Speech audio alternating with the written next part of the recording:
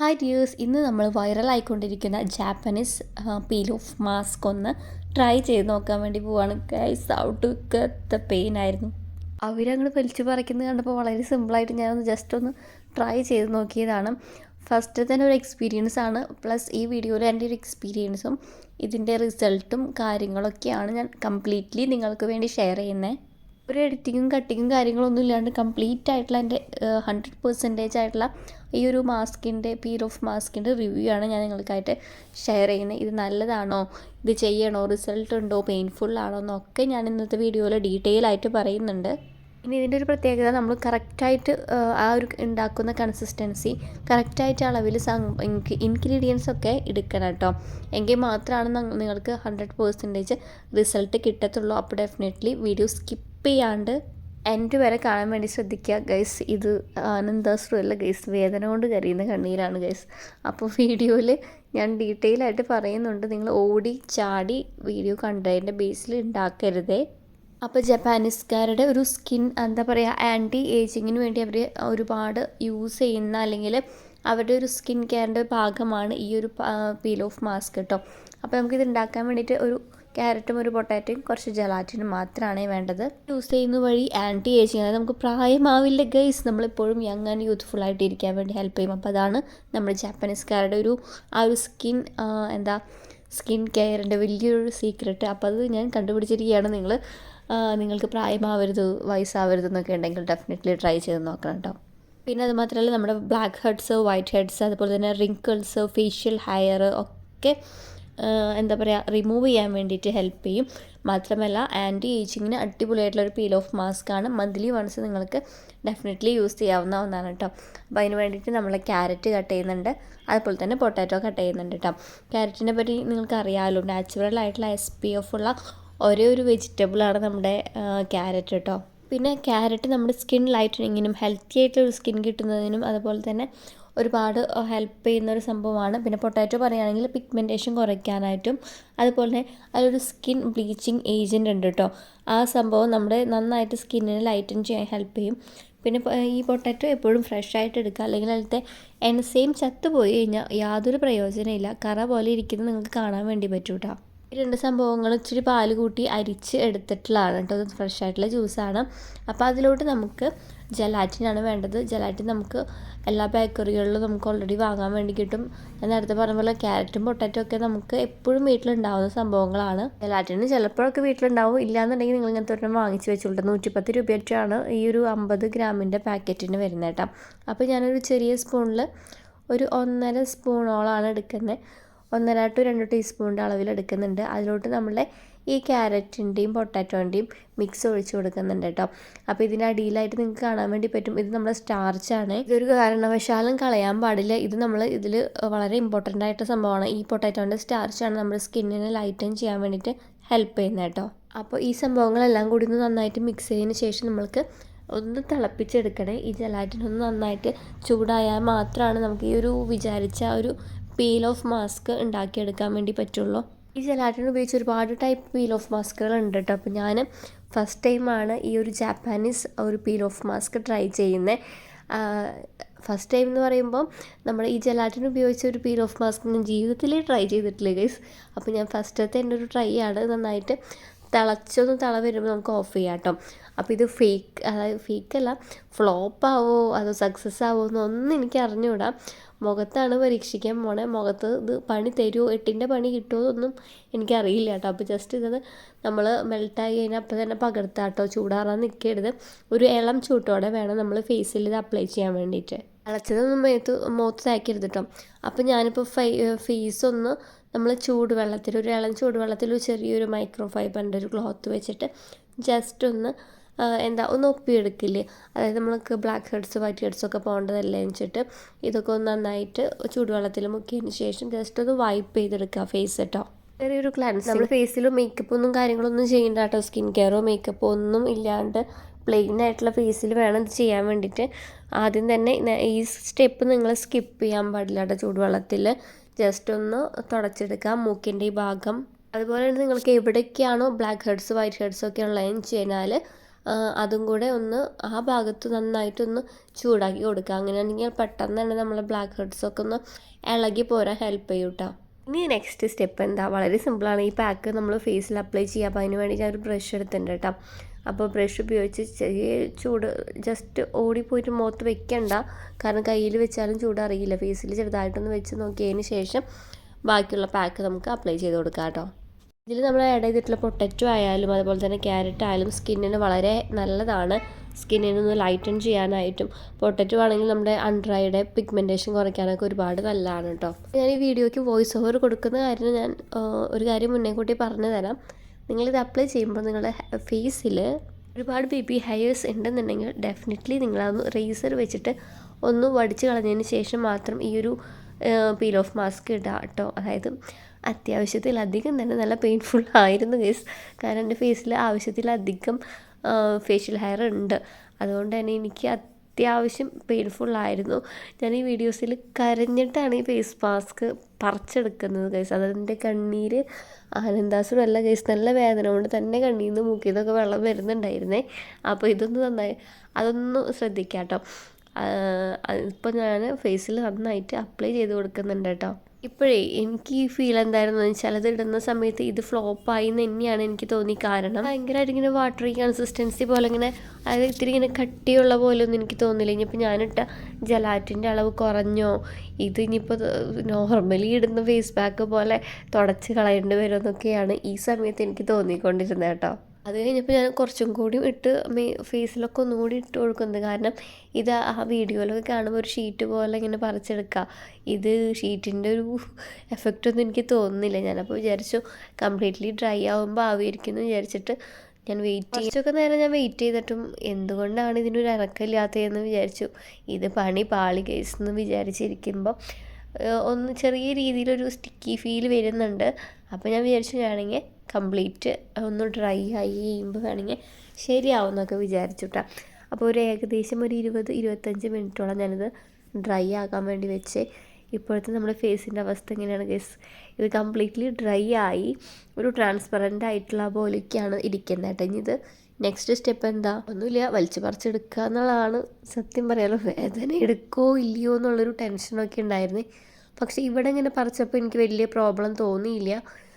ചെറിയൊരു വേദന ഉണ്ടെങ്കിലും ഇങ്ങനെ ഷീറ്റ് പോലെ ഇങ്ങനെ വലിച്ചെടുക്കാൻ പറ്റി. ഇവിടെ എത്തിയപ്പോൾ ഇച്ചിരി വേദന ഉണ്ടായിരുന്നു.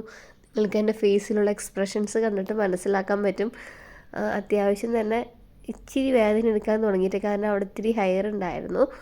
അപ്പോൾ ഞാൻ ഇനി ഡീറ്റെയിൽ ആയിട്ടൊന്നും പറയുന്നില്ല. നിങ്ങളെൻ്റെ ഫേസ് കാണുമ്പോൾ നിങ്ങൾക്ക് പെയിൻഫുൾ ആണോ അല്ലയോ എന്നൊക്കെ മനസ്സിലാക്കാൻ വേണ്ടി പറ്റും. അപ്പോൾ ഫസ്റ്റത്തെ ഒരു പീസ് ഞാൻ ഇങ്ങനെ കീറി എടുത്ത് ഗൈസ്. അപ്പോൾ ഇതിൽ കുറച്ച് മാത്രം ബേബി ഹെയർ ഉണ്ടായിരുന്നു. അപ്പോൾ ഞാൻ വിചാരിച്ചു കുഴപ്പമില്ല, ഇത്ര വേദനയല്ലേ, നമുക്ക് വാക്സ് ചെയ്യുന്ന പോലൊരു വേദനയാണ് ഉണ്ടായിരുന്നത് കേട്ടോ നമ്മൾക്ക് ഈ ഭാഗമൊക്കെ പറിച്ചപ്പോൾ. അപ്പോൾ അത്യാവശ്യം ചെറിയ രീതിയിലുള്ള ഹെയർസൊക്കെ പോകുന്നുണ്ടായിരുന്നു. അപ്പോൾ ഇതുപോലെ ഇനി ആയിരിക്കും ഇനിയും ഞങ്ങൾ വിചാരിച്ച് ധൈര്യമായിട്ട് അങ്ങോട്ട് പറിക്കാണ്ട്. ഇവിടെ ഒന്നും വലിയ കാര്യമായിട്ടുള്ള വേദനയൊന്നും ഇല്ല, കാരണം അവിടെ വലിയ ഹെയറൊന്നും ഇല്ല. അതുകൊണ്ടാണ് ഞാൻ പറഞ്ഞത്, നിങ്ങളുടെ ഫേസിൽ ഹെയർ ഉണ്ടെന്നുണ്ടെങ്കിൽ ഡെഫിനറ്റ്ലി റേസ് ചെയ്തതിന് ശേഷം മാത്രം ഇതൊന്ന് ട്രൈ ചെയ്താൽ മതിയാവും കേട്ടോ. അപ്പോഴേ ആ വീഡിയോയിൽ കണ്ടപ്പോൾ വളരെ സിമ്പിളായിട്ടാണ് അവർ പറിക്കുന്നത്. എനിക്ക് തോന്നുന്നു ഇച്ചിരി തന്നെ ഇതുപോലെ കുറച്ചും കൂടി കട്ടിക്ക് ഇടണമെന്ന് തോന്നണം കേട്ടോ.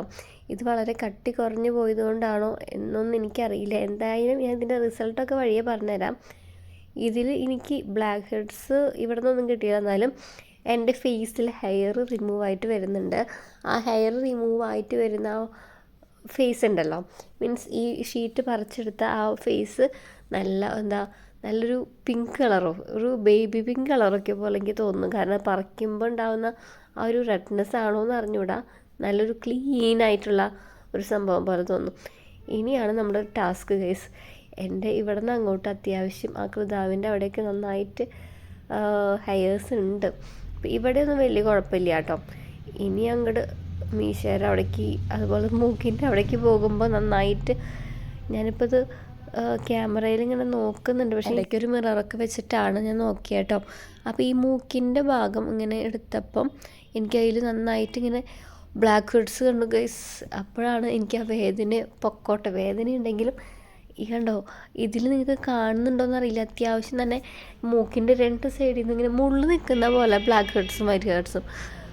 ഇതിൽ കാണുന്നുണ്ടോ? പിന്നെ ഒരു കാര്യം പറഞ്ഞുതരാം, അതായത് നിങ്ങൾ കണ്ണിൻ്റെ അവിടെ അവോയ്ഡ് ചെയ്യാം കേട്ടോ. ഞാൻ കണ്ണിൻ്റെ അവിടേക്ക് ഓർമ്മയില്ലാണ്ട് ഇട്ട് പോയതാണ്.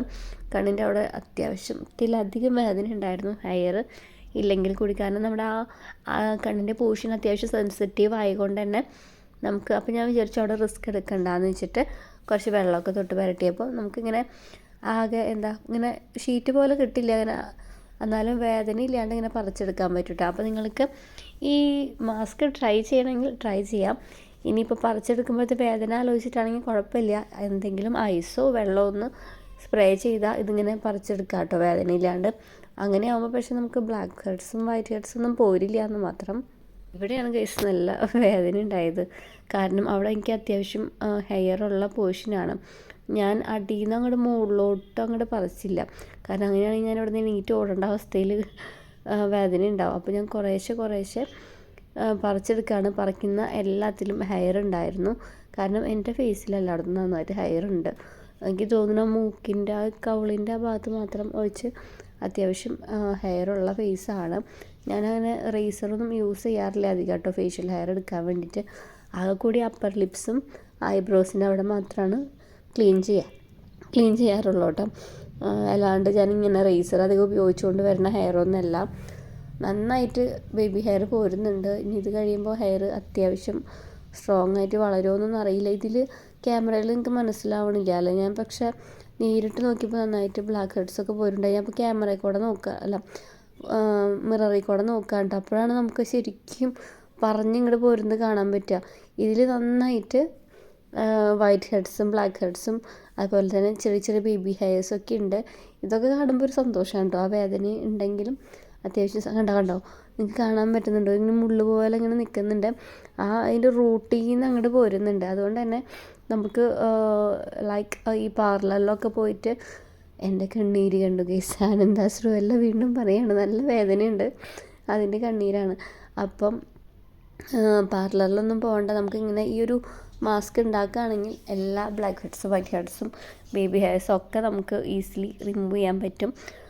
പിന്നെ ഈ ഹെയറിൻ്റെ ഭാഗത്തേക്കൊന്നും അധികം ആക്കാണ്ടിരിക്കാൻ നല്ലത്.